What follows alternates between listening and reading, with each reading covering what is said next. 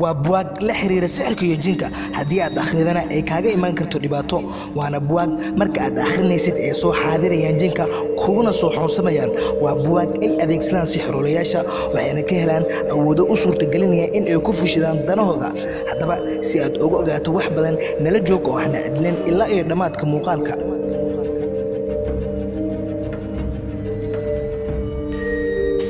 بوغا شمس المعارف الكبرى waxaa suurtagal ah in aad hore u maqashay buugan waa buug ay ku duugan yihiin sir badan oo la xiriira wax ka ogaanshaha jinka iyo sheedaanka waana buug marka aad akhrinaysid ay soo xaadirayaan jinka waxa qoray nin lagu magacaabo Axmed Ali Buuni 622 hijriyada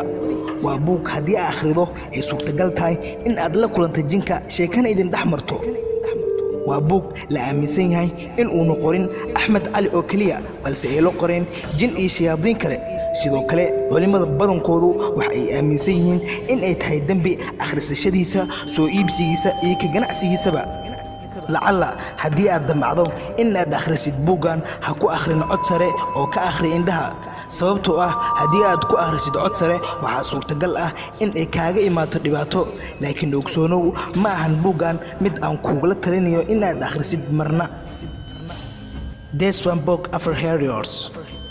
taariikhda buugan wuxuu u laabanayaa qarniyadii dhexe waxaa la dhahaa buugan wuxuu keed weyn u yahay dadka doonaya in ay bartaan sixirka oo ay la midoobaan caalamka qarsoon ee jinka madaxdan uu yahay ibliis sida aad ku arkaysid sawirada ku yaal buuga iyo qayb ka mid ah qoraalada ku qoran waxay suurtagelinayaan in qofku uu yeesho awood ka duwan dadka caadiga ah oo wuxuu adeegsanayaa jinka waana shakhsiyaadka anagu u naqaano sixiroolayaasha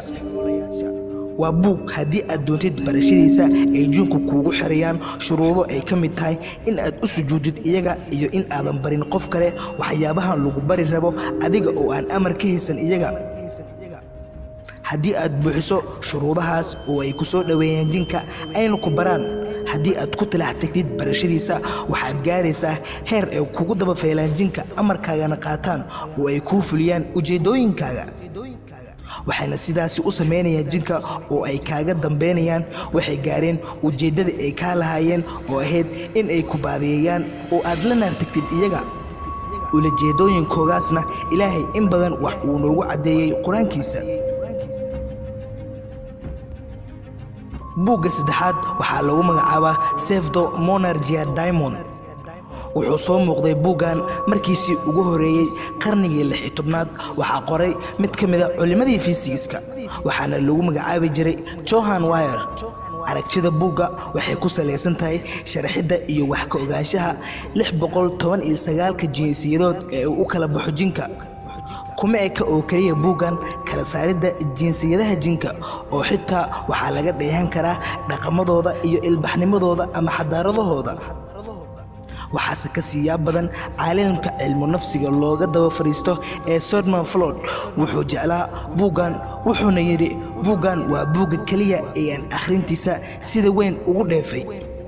maxaa yeelay waxaan ka bartay sida loo helo waxyaabaha qaaliga ah looguna guuleysto wixii ugu weynaa ee aan ka bartay wax uu ahaa sida looga faa'iideysto waqtiga oo wanaagana loo xado gunti iyo gunaanadkii barnaamijkeena waxaan idinkuula talinayaa in eedan akhrin buugtaas maadaama aan nahay ummad muslimiin ah barashadiisana ayna ogoleen diinta islaamka akhrintiisana ayna wax dan ah inoogu jirin adduun iyo aakhiraba maantadan intaas ayaan ku ekeenaynaa barnaamijkeena wassalaamu calaykum haddaad muuqaalkani ka heshay fadlan subscribe noo saar Omar Oscar official la soco barnaamijkani barnaamij kale ku xiga waxaad kaloo nagala socon kartaan barteena Facebook iyo page-keena Omar Oscar